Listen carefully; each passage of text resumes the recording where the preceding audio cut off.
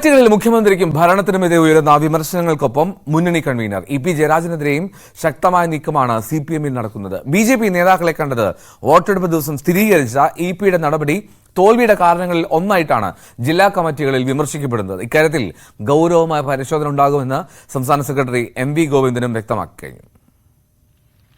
കഴിഞ്ഞ നിയമസഭാ തെരഞ്ഞെടുപ്പിൽ സീറ്റ് നിഷേധിക്കപ്പെട്ടതോടെ പാർട്ടിയുമായും പിണറായിയുമായും തെറ്റിയ ഇ.പി. ജയരാജനെതിരെ സിപിഎമ്മിൽ നീക്കം കൂടുതൽ ശക്തമാവുകയാണ്.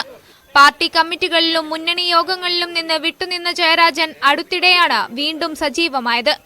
കണ്ണൂരിലെ റിസോർട്ടുമായി ബന്ധപ്പെട്ടുള്ള ആരോപണം നേരത്തെ സംസ്ഥാന സമിതിയിൽ ഉന്നയിച്ച പി. ജയരാജൻ ഇപ്പോഴും അത് മറന്നിട്ടില്ല.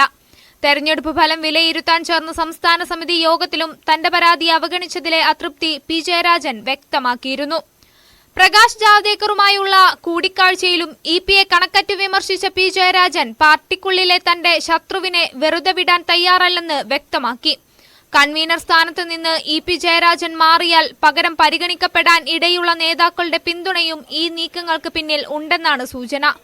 മുന്നണി കൺവീനർക്കെതിരെ ഘടകകക്ഷികളിൽ അതൃപ്തി ഉണ്ടെന്നതും ഇവർ ആയുധമാകുന്നു. മുഖ്യമന്ത്രി മാറേണ്ട കാര്യമില്ല എന്ന് തീർത്തു പറയുന്ന പാർട്ടി സെക്രട്ടറി ഇ.പി. ജയരാജന്റെ കാര്യത്തിൽ അത്തരമൊരു ഉറപ്പിന് തയ്യാറാകുന്നില്ല എന്നതും ശ്രദ്ധേയമാണ്. ന്യൂസ് 18 തിരുവനന്തപുരം.